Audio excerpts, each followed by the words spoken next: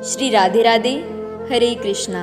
हम सब साधक श्री हित 84 श्रवण कर रहे हैं। राधा बाग में श्री हित 84, चिदघन श्री वृंदावन अति रम्य। गतांग से आगे प्रेम जितना घनीभूत होता जाएगा, ये श्री वृंदावन का क्षेत्र और सिमटता जाएगा। श्री वृंदावन का अत्यधिक सूक्ष्म प्रदेश निकुंज ही है। यह बात स्थूल श्री वृंदावन की नहीं हो रही, वैसे स्थूल से ही हम सूक्ष्म में पहुंचते हैं। बिना स्थूल के सूक्ष्म तक जाने का कोई उपाय भी नहीं है। किंतु प्रश्न उठता है कि जिस श्री वृंदावन का वर्णन हित 84 और महावाणी जी आदि में आता है, स्थूल में तो वो श्री वृंदावन दिखाई नहीं देता। आखिर वो रसिकों का श्री वृंदावन है कहाँ? ये स्थूल श्री वृंदावन में ही वो सूक्ष्म श्री वृंदावन छुपा है। वो दिव्य है, वो अनादि है। हाँ, इस स्थूल श्रीवन में माया का प्रभाव दिखाई दे सकता है, क्योंकि सूक्ष्म दिव्य को स्थूल बनाने में हमारा हाथ है। हम माया के द्वारा प्रेरित हैं, इसलिए श्रीवन हमें वैसा दिखाई नहीं देता जैसा वो है। इसका कारण ही है माया का आवरण। किंतु आप अगर माया का चश्मा उतार फेंके, जैसे प्रतीक रूप से यहाँ के बंदर भी चश्मा हटाने के लिए कहते हैं, और दिव्य प्रेम का चश्मा लगाए, तो पक्का समझिए आपको दिव्य श्री वृंदावन के दर्शन हो जाएंगे।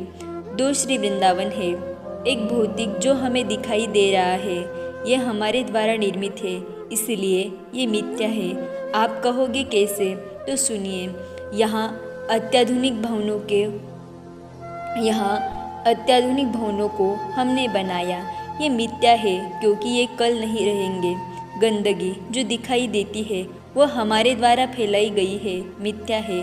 किंतु जो चिदरूप श्री वृंदावन है, वो युगल सरकार की नित्य विहार स्थली है। नहीं, आप ऐसा मत सोचना कि ये दिव्य श्री वृंदावन आकाश में या पाताल में है। नहीं, ये यही है, हमारे द्वारा निर्मित। ये भौतिक श्री वृंदावन जब हट जाएगा तो वो प्रकट हो जाएगा। मतलब ये कि आपके द्वारा निर्मित ये भवनों का वन, ट्रैफिक, गंदगी का ढेर, भौतिकवाद का विस्तार, ये जब हटेगा या आप इन सब को हटाकर देखोगे, तो आपको वो चिदघन श्री वृंदावन प्रत्यक्ष हो जाएगा। हमारे रसिकों ने अनुभव करके कहा है, वो दिव्य श्री वृंदावन महाप्रेम और रस से भरा हुआ है। यहाँ का कण कण प्रेम का विस्तार करता है। यहाँ की वायु प्रेम पूर्ण है। यहाँ का अणु परमाणु प्रेम से सीखता है, जो सबको अपने में ले लेता है। माया से जो बंधे हैं, काम, कर्म और कुसंग से जो पीड़ित है, काल जंजाल के ज्वर ने जिन्हें जकड़ा हुआ है, जिन्होंने रसिकों को न समझा है, न उनका कभी संग ही किया है, श्री वृंदावन उनसे बहुत दूर है। हाँ, तुम्हें अगर दिव्य श्रीधाम को देखना है, उसमें प्रवेश करना है, तो रसिकों की दृष्टि पानी होगी। वास्तव में रसिकों की दृष्टि मिलने पर ही वो चिदघन श्रीधाम तुम्हें दिखाई देने लगेगा। ब्रजवासियों के प्रति भगवत भाव रखो। यहाँ के ब्रजवासी श्री श्याम सुंदर के ही परिकर है। यहाँ दिखाई दे रही श्रिया सखिया है, हमारी श्री जी की ये सखिया है। यह वृक्ष लता आदि सब चिद है, चैतन्य है। ये भावना सदैव रखो और श्री वृंदावन से प्रार्थना करो कि आप दर्शन दो, आप अपना रूप दिखाओ, जो सनातन और अनादि प्रेम रूप है। श्रीधाम जड़ नहीं है, चैतन्य है, वो सुनेगा। श्री वृंदावन की दिव्य भूमि में ही रस केली होती है। यहाँ श्याम सुंदर और श्री राधिका जो प्रेम में थिरकते हैं, यहाँ के कण कण में प्रेम की सरिता बह रही है। यह सब सकिया है। सब इतना स्मरण रहे कि श्रीवन जड़ नहीं है, चैतन्य है। आज श्री हित 84 का 57वां पद गान होगा। प्रथम जतामति प्रणौ श्री वृंदावन अति रम्यं, श्री राधिका कृपा बिना सबके मननि अगम्य।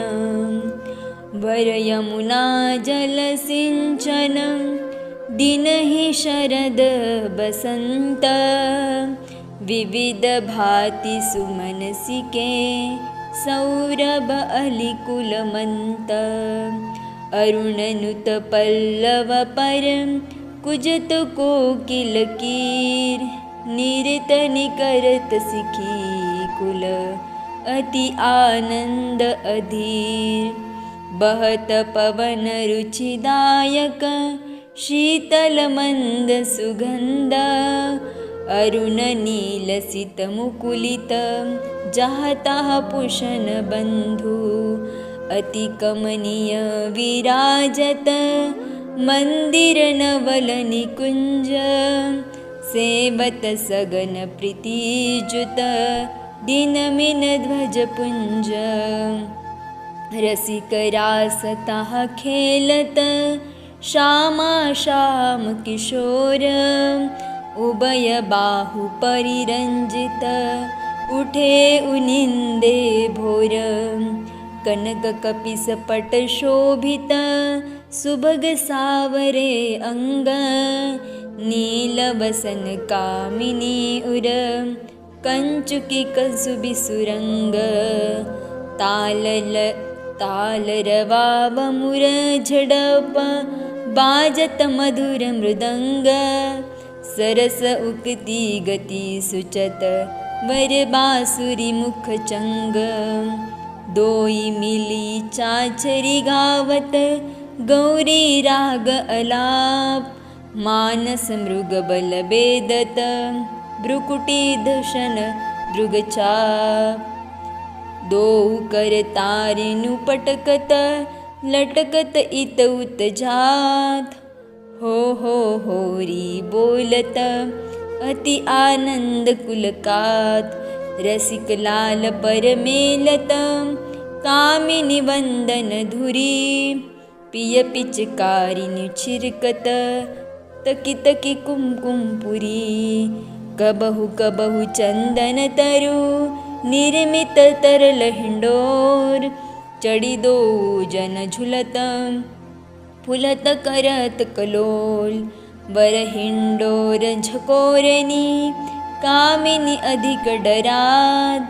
पुलकी वेफत अंग प्रीतम उर्लपटात।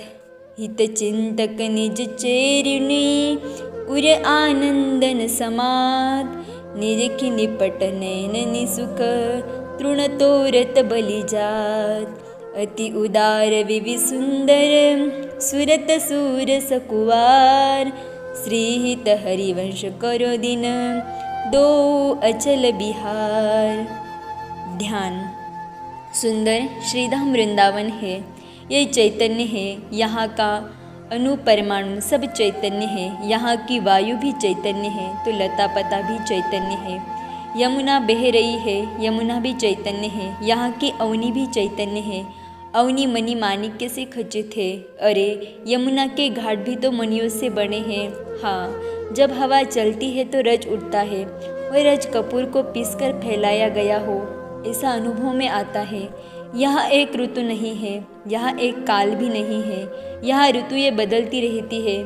एक दिन 6 ऋतुएं भी आ सकती है, आती है। यह ऋतु भी चैतन्य है। जब सखियों की इच्छा होती है होली खिलाए युगलवर को तो बसंत प्रकट हो जाता है। जब इच्छा होती है सखियों की होली खूब खेल लिए, अब थोड़ा झूलन हो जाए तो सावन आ जाता है। रास के लिए शरद प्रकट हो जाता है। वैसे तो दो ऋतुएं यहाँ सदैव रहती ही है, किंतु अन्य ऋतुएं आती जाती रहती है। आज प्रभात में ध्यान में बैठी है हित सखी, वो निहार रही है श्री वृंदावन को। वो प्रणाम करती है क्योंकि उसका कहना ये है, इसी भूमि में हमारे युगलवर विहार करते हैं तो ये भूमि कितनी दिव्य होगी। किंतु इस प्रेम भूमि में उसी का प्रवेश है जिसके ऊपर स्वामिनी जी की कृपा हो। सामने हित सखी की प्रिय सखियाँ बैठी है, सब आनंदित है, अपनी सखी को सुन रही है। अरे सखियों, ये श्री वृंदावन अगम्य है, यहाँ आना तो अगम्य है ही। बाकी बिना स्वामिनी की कृपा के इस श्रीधाम के विषय में कोई सोच भी नहीं सकता। सोच भी तभी आती है जब स्वामिनी की कृपा हो। श्री वृंदावन कहो क्योंकि ये कहना हमारे युगलवर को सुख पहुंचाता है। सारी सखियाँ प्रेम से श्री वृंदावन कहने लगी। तभी सामने यमुना जी की ओर ध्यान गया हित सखी का। निर्मल यमुना बह रही है। सखी बोली, इसी प्रेम के जल यानी यमुना जल से ये श्री वृंदावन सिंचित है। आहा, तभी तो ये प्रेम से भरा हुआ मत है। यह पुष्प तो देखो, हर ऋतु के पुष्प हर ऋतु में खिलते हैं और युगल को कमल पुष्प देखने की इच्छा है और उनके सामने गुलाब खिला है तो सखी वो गुलाब कमल बन जाएगा, क्योंकि यह सब चैतन्य ही है। अरे देखो यहाँ के कुंज निकुंज। हित सखी कहती है, कितने सुंदर है। लता पत्रों से आच्छादित यहाँ के कुंज युगल को सुख देने का निरंतर प्रयास करते रहते हैं। जो पुष्प लता में चाहिए वही पुष्प लता खिला देती है, यानी युगल के मन से सब कुछ यहाँ संचालित है। सखी अन्य सखियाँ आनंदित होकर सुन रही है। तभी युगल सरकार वन विहार को निकले। हित सखी कहती है, देखो तो कितने सुंदर लग रहे हैं। पीताम्बर धारण किए श्याम और नीलांबर में प्रिया जी कैसे गलवैया दिए झूमते हुए चल रहे हैं। तभी बाजे डप मृदुंग बज उठे हैं। इनको सुनकर युगल के मन में होली खेलने की इच्छा प्रकट हुई। बस फिर क्या था।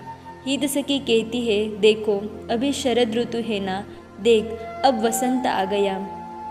होली खेलने लगे युगल। अबीर गुलाल सखियाँ ले आई और हो रही है कहने लगी। अबीर की वर्षा हो चली, पिचकारी चल पड़ी। पिचकारी में केसरिया रंग शामाजू पर कितना फौ रहा है। श्याम सुंदर पूरे भीग गए हैं, रंग ही रंग है चारों ओर।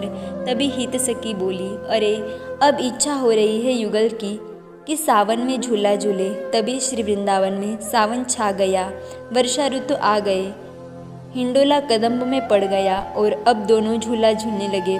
ढूंढा ज़्यादा होता है तो प्यारी जो डर जाती है। यह आनंद देखकर सब गदगद हो रही है। सखियाँ जय जयकार कर रही है, तृण तोड़कर बली बली जा रही है। ये सब देखकर हित सखी भाव उन्माद के कारण आशीष की वर्षा युगल के ऊपर करने लगती है। वो भाव में कहती है, ऐसे ही खेलो हे रसिक पर, तुम दोनों ऐसे ही नित्य विहार करते रहो। जुग जुग जियो प्यारे, जुग जुग जियो। हित सखी के साथ सब आनंदित होकर युगल को आशीर्वाद देती है। प्रथम जथामति प्रणव। आगे की चर्चा हम कल श्रवण करेंगे। तब तक के लिए राधे राधे, हरे कृष्णा।